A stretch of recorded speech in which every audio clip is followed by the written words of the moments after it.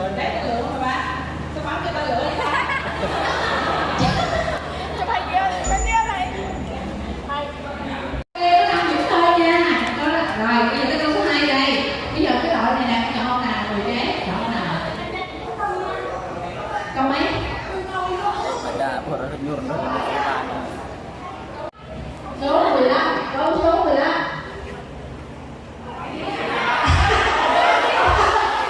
Cái này của Kiều hỏi tôi nói đây hả?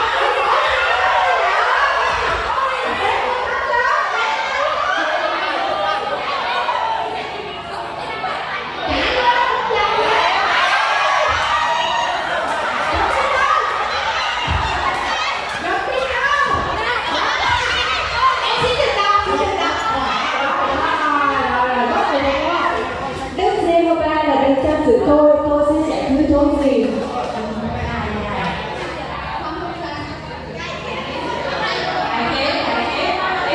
Ngày kia tôi ăn nghỉ đưa đồng cỏ xanh tươi.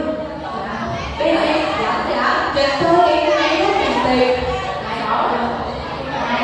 Ngày của linh hồn tôi dẫn linh dẫn tôi là cách nói công bình vì nói danh ngài rồi cho tôi đi trong tử bốc chết, tôi sẽ chẳng sợ tai nạn nào. Vì Chúa ở cùng tôi, cái trường này đã được Chúa nâng đỡ tôi. Chúa dọn lại cho tôi trước mặt kẻ thù tôi. Chúa sức dầu tôi. Chúa sức dầu trên đầu tôi, chén tôi đầy tràn. Phát thật vào đồi tôi, phước hạnh và sự thương xót sẽ theo tôi.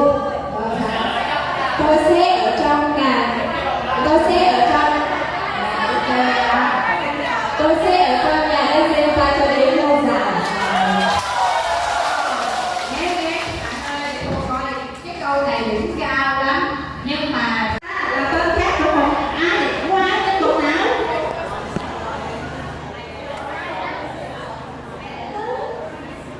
lên đây để có đồng chí đâu có sách trong quyển sách trời ơi có sách ra đây đó đây sách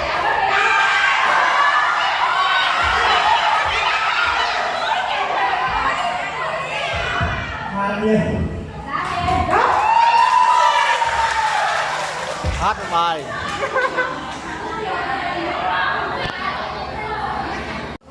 các khăn đấy ạ. Các khăn đấy họ. Bây giờ nghe bài hát chạy lên hát cho nghe bài hát chạy lên dạy đi con hát nghe rồi nghe rồi.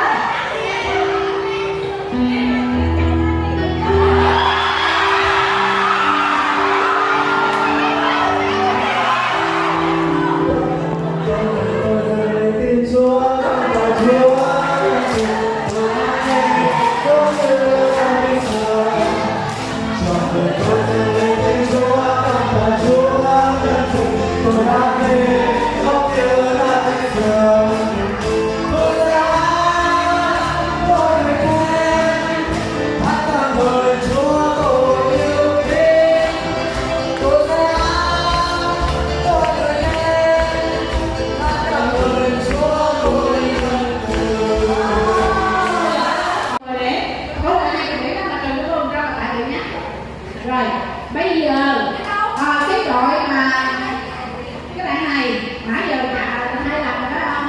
Đổi người đi. Đổi lẹ.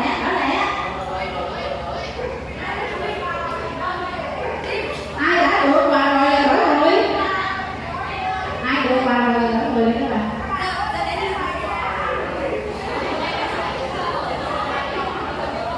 Được chưa?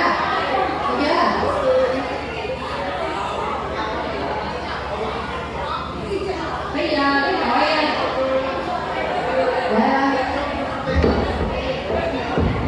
ủa hai người đó mà đâu vậy? Em nghĩ bầu cá nên nhiều hơn tại vì là hơi mắc chứ mà Bên đây ưu tiên cho đội bạn cho đội cá không có nhiều hơn nha các bạn. Rồi bây giờ nè mình sẽ bắt đầu các bạn nghe rồi bạn chọn câu số mấy? Các bạn chưa tìm được ra câu hỏi nè. Câu 30 câu số 30 mời mở ra câu số 30.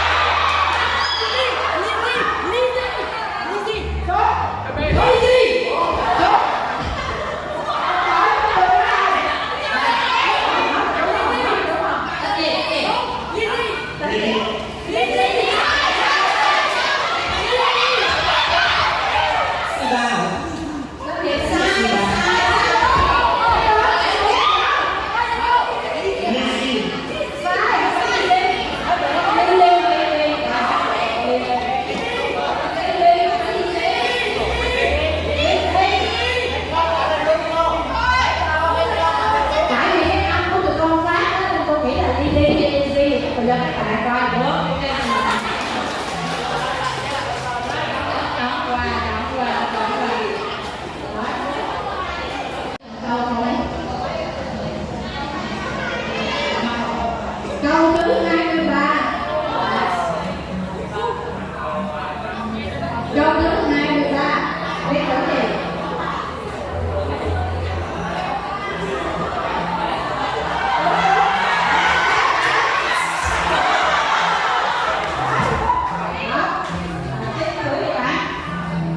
Jeremy và Paula. Quá là đúng rồi.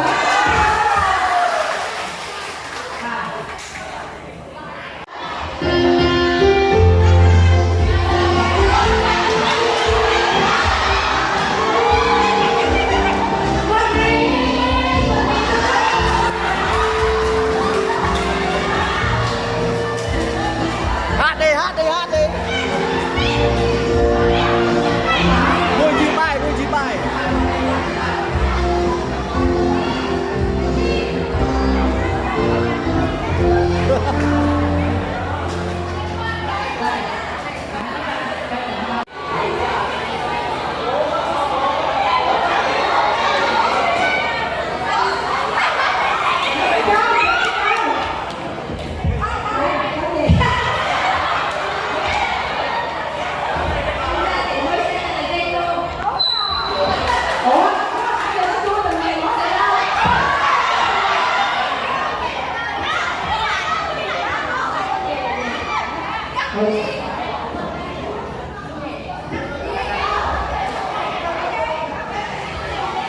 Sai rồi.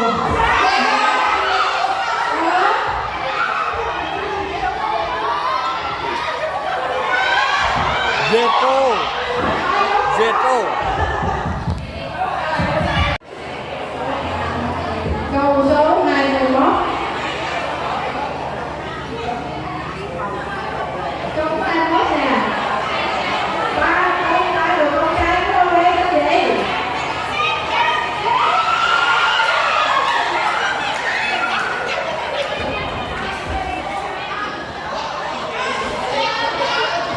Sen Trang Gia Đen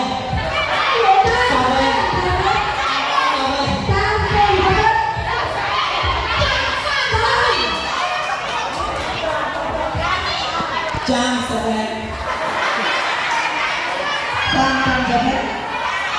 Trang Sa Đen Trên thang sáu mét. Trang Trên thang sáu mét. Trên thang sáu mét.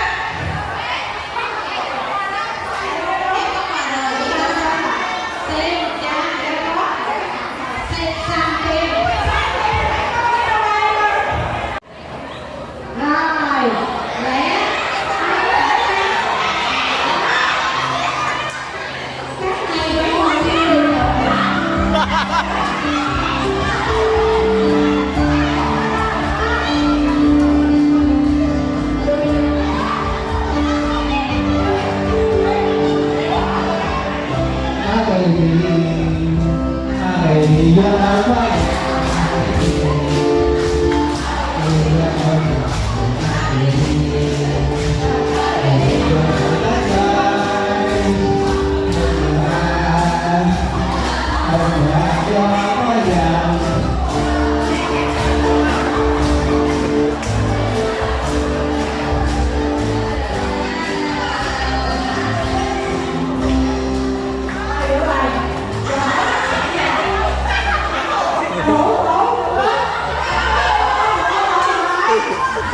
Người nhắc về bố à? Rồi, hát đi, ăn nhạc nè. Rồi.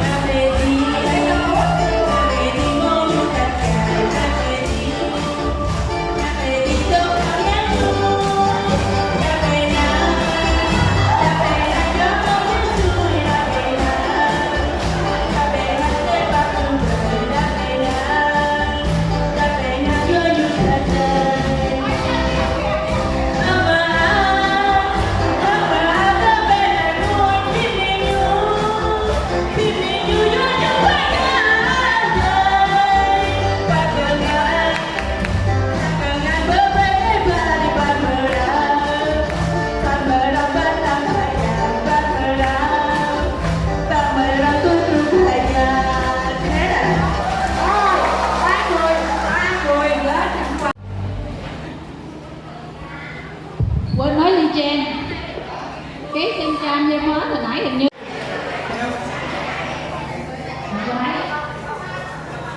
câu số 5, xin hỏi câu số 5 nhìn lên để các bạn lẻ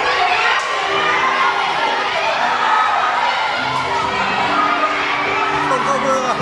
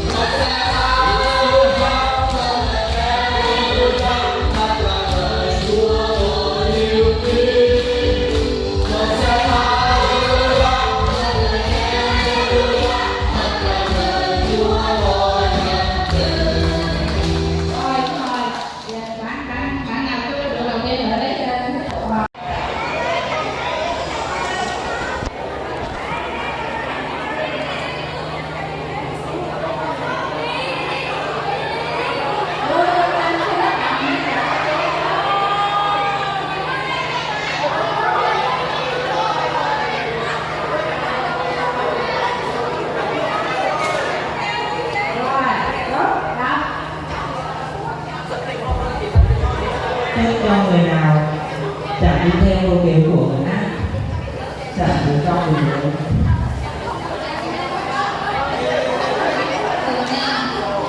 Không người kẻ chồng nghèo bán.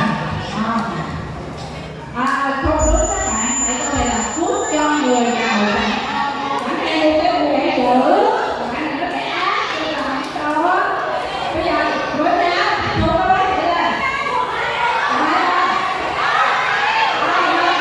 cho cầm bên ta cắt cột đi nào không được cầm bên ta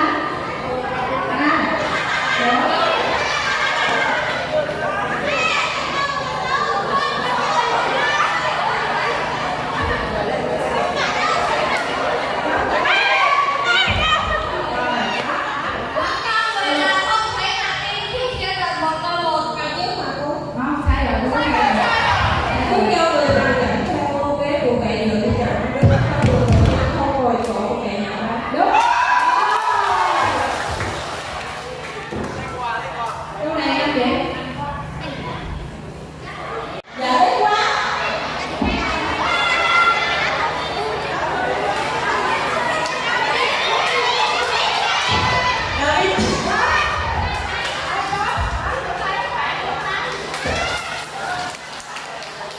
Câu số 3. Rồi hỏi câu số 3 các bạn.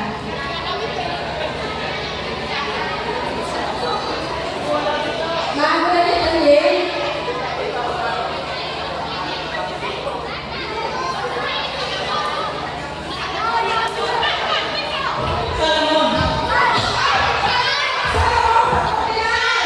Đúng, đi sai. Solomon là con trai của David, là con trai của David. Rồi. Nhưng mà câu này là câu không có điểm nào thôi.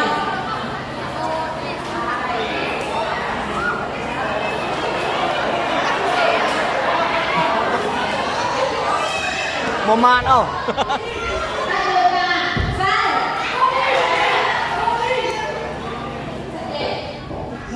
Dành cái đó.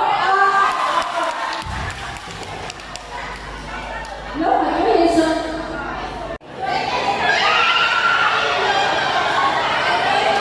bốn chữ nha các bạn, bốn chữ nha.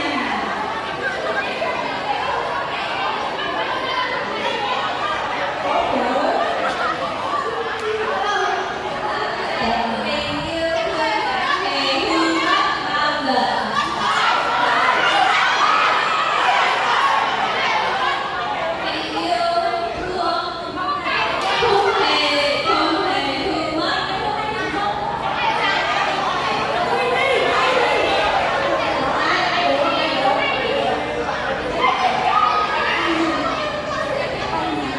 Tình yêu thương hay gì? Ai thấy được có đây là sao? Ôi chứ là con. Tình yêu thương.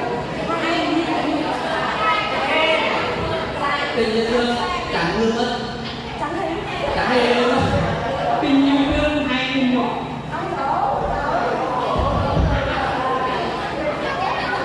Các bạn đã hết giờ, các bạn đừng ngủ đi. Qua câu hát của cô đọc này cho các bạn nghe nè. Tình yêu thương phải cho thành thật.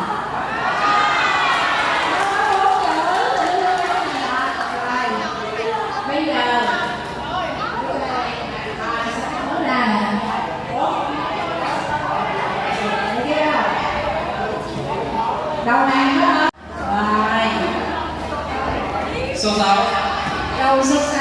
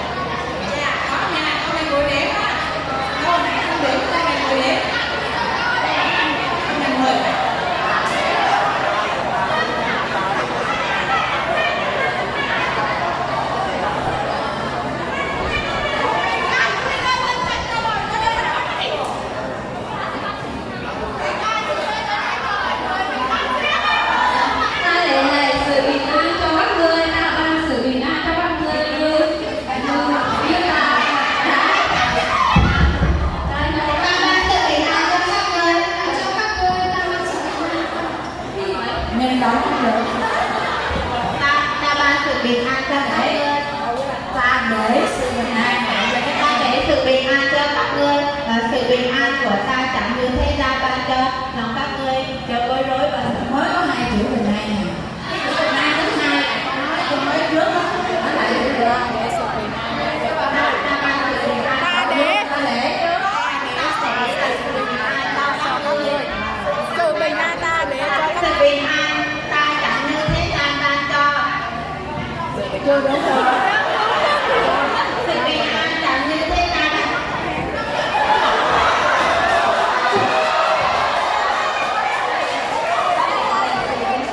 Man ở một đây. Ta để sự bình an cho các người. Rồi nữa. Lò. Sự bình an. Hai các bạn không được câu này bỏ qua. Ta để sự bình an lại cho các ngươi. Ta ban sự bình an ta cho các ngươi. Ta cho các ngươi sự bình an. Chẳng phải như thế gian cho lòng các ngươi. Hôm nay mày thấy đẹp là được.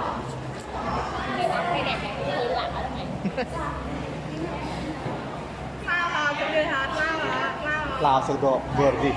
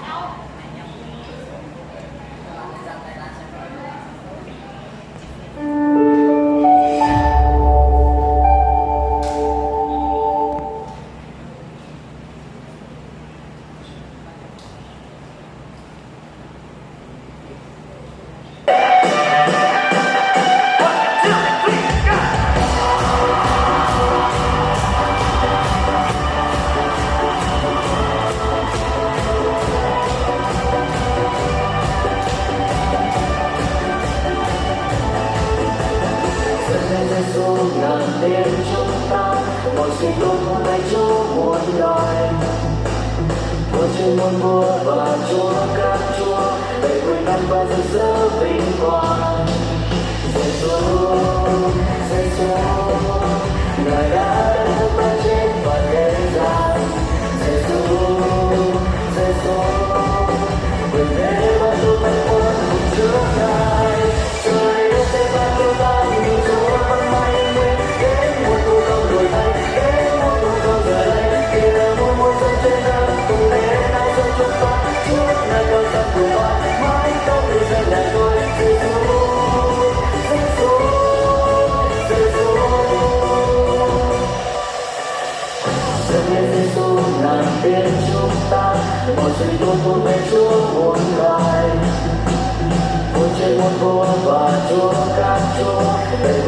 lại rực rỡ vinh quang.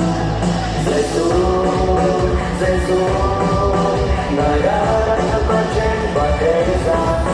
Giêsu, Giêsu, quyền thế mang tôi mãi qua cùng trước Ngài. Trời đất sẽ mãi kêu ta như Chúa vẫn mãi nguyên. Đến một lúc con đổi thay, đến một lúc không giờ đây. Kia muôn muôn dân trên đất cùng đến hát giữa chúng ta. Chúa Ngài đang sáng cười mãi, mãi đến khi dân Ngài thôi. Trời đất sẽ mãi kêu ta như Chúa vẫn mãi nguyên. Đến một lúc không đổi thay, đến một lúc không giờ đây. Kia muôn muôn dân trên đất cùng đến hát giữa chúng ta. Chúa Ngài đang sáng cười mãi, mãi đến khi dân Ngài thôi.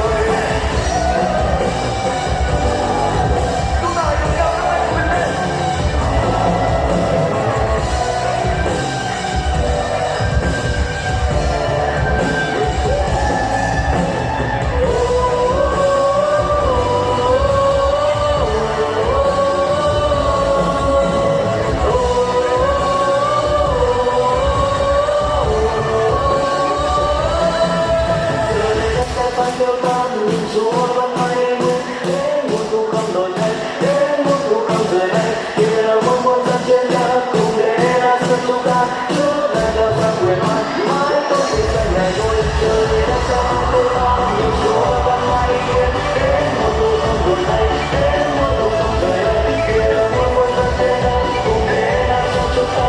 Chúa Ngài đã sáng quyền mãi, mãi tôi vì dân Ngài thôi. Trời đất sẽ mãi kêu ta nhìn Chúa vẫn mãi nguyên. Đến một lúc không đổi thay, đến một lúc không rời đây. Kia muôn muôn dân trên đất cùng để ra sân chúng ta.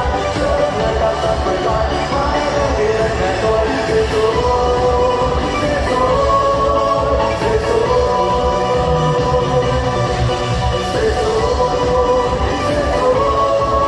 Giêsu,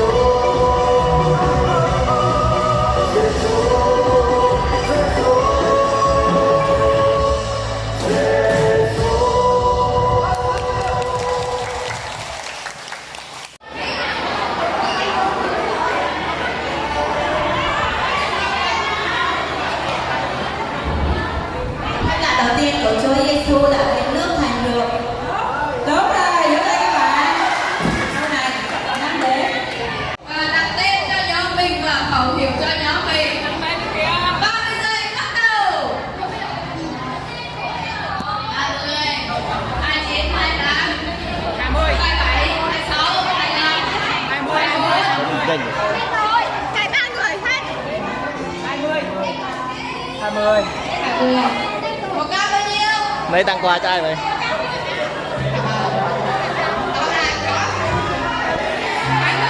Chắc chắn 20 chưa?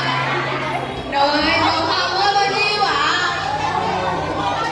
Rồi, màu hồng ơi bao nhiêu?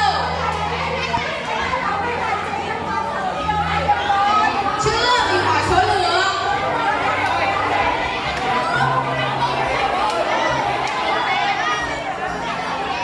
Số lượng 30. Tên là 30 VDD nữa. Xanh ơi!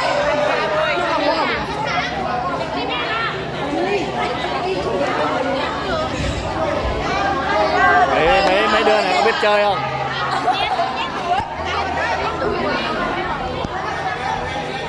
Đội nào 30 hả? Đội nào 30? Đội nào 30 hả? Đội 50.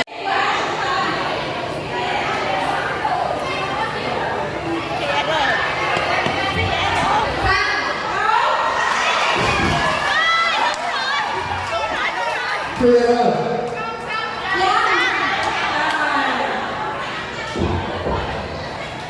Rất là nhiều người lộn với Vy ai xứng đầu nào thì chú cũng kêu.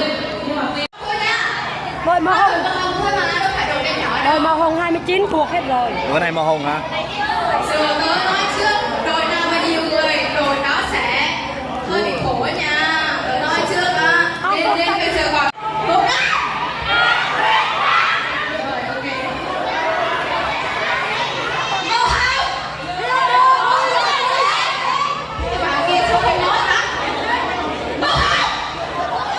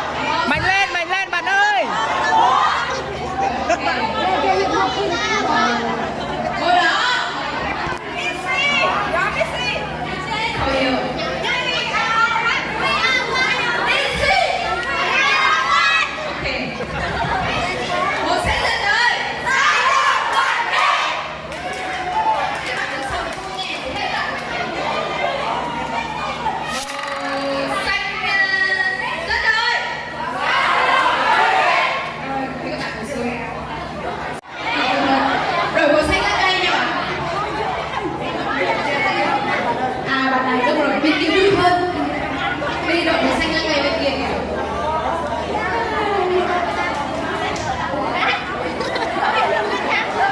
Màu xanh kia bên kia.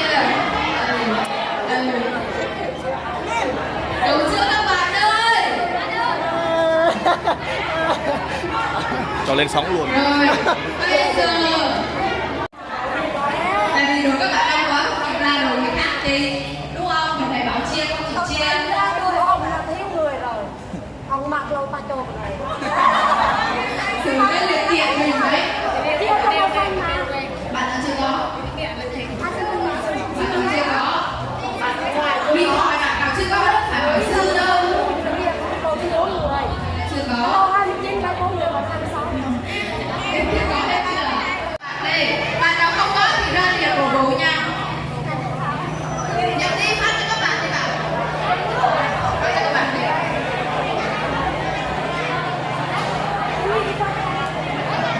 Ủa nhiều thế này sao mà vẽ được?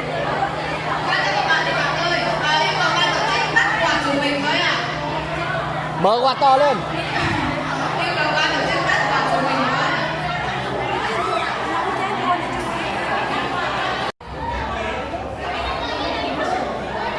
Đổi xanh ơi, cố lên. Đổi xanh ơi, cố lên.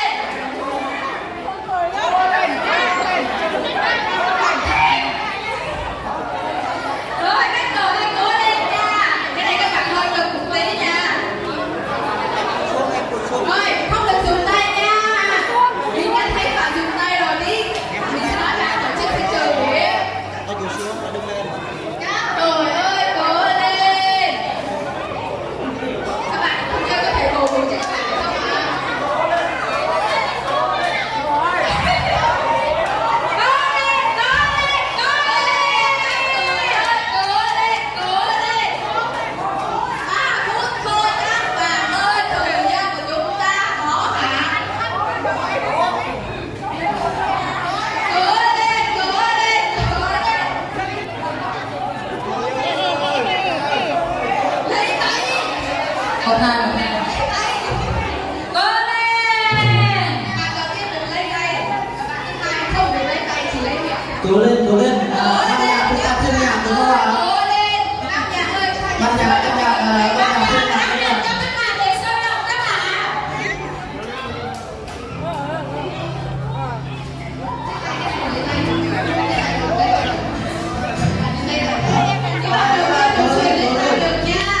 Cố lên các bạn ơi, các bạn yêu cầu tinh đồng rồi. Cố lên, cố lên, cố lên.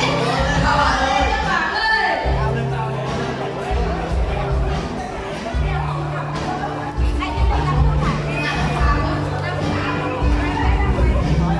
Chúng ta còn 2 phút. Các bạn còn 2 phút này. Cố lên nào. Cố lên các cậu ơi. Lấy nhiều vô bạn ơi.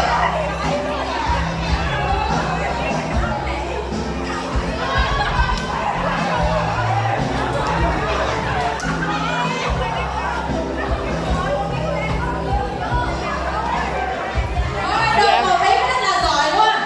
Chơi rất là xuất sắc luôn. Đội màu xanh ra trời cũng rất là giỏi luôn.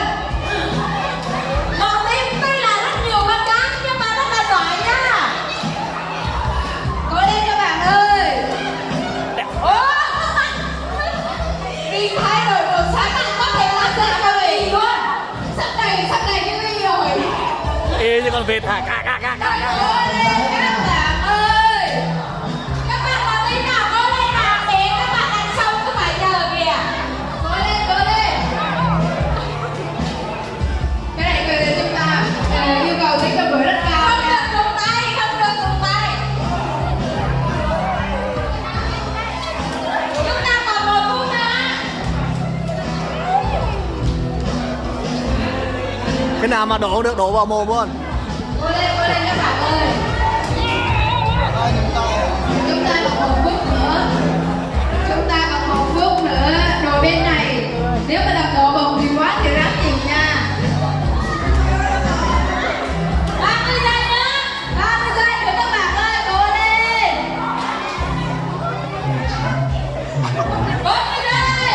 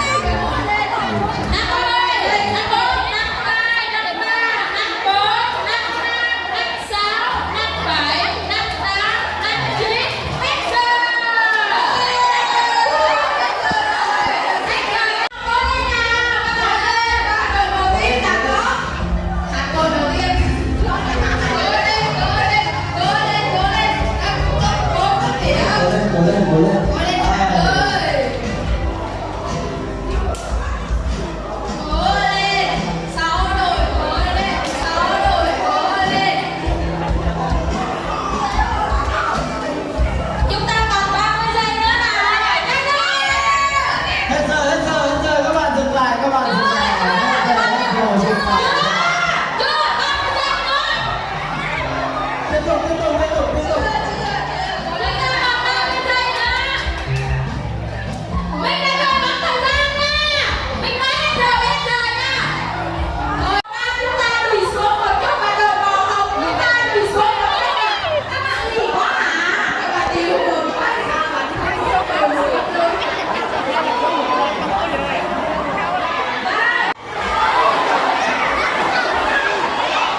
các bạn ngồi xuống. Xin mời tất cả các bạn ngồi xuống. Tổ nào xếp theo tổ đó ngay ngắn thẳng hàng. Xin mời tất cả các bạn ngồi xuống. Tổ nào chúng ta ngồi theo tổ đó, các bạn cứ ngồi xuống. Thanh niên nào chúng ta không sợ sao? Về nhà chúng ta có đắp ra để sạch sẽ rồi chúng ta đi hẹn. Ăn ra sớm ăn đi hay không ra sớm không sao đâu. Rồi xong chưa các bạn ơi? Xin mời tất cả chúng ta đằng sau quay. Đằng sau quay, lùi xuống đấy, lùi. Rồi các bạn lùi lại, các bạn lùi lại xíu. Lùi tí nha bạn ơi, lùi ba bước, rồi em bảo bạn ơi, vừa này vừa. Rồi yêu cầu tất cả các bạn yêu. 50 luôn.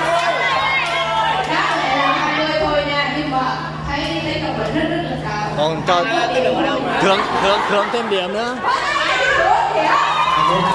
Rồi, một cam. Một cam thì hai bước. Một cam. Bao nhiêu?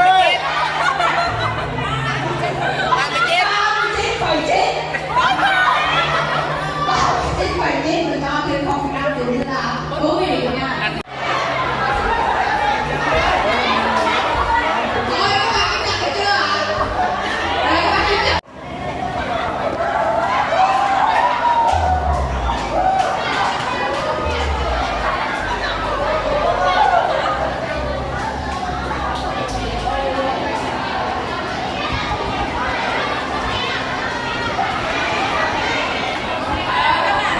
Người thứ 5, người thứ 6, tất cả. Rồi, xin cảm ơn tất cả các bạn rất là nhiều. Thế là bạn vui quá. Rồi, cho là cho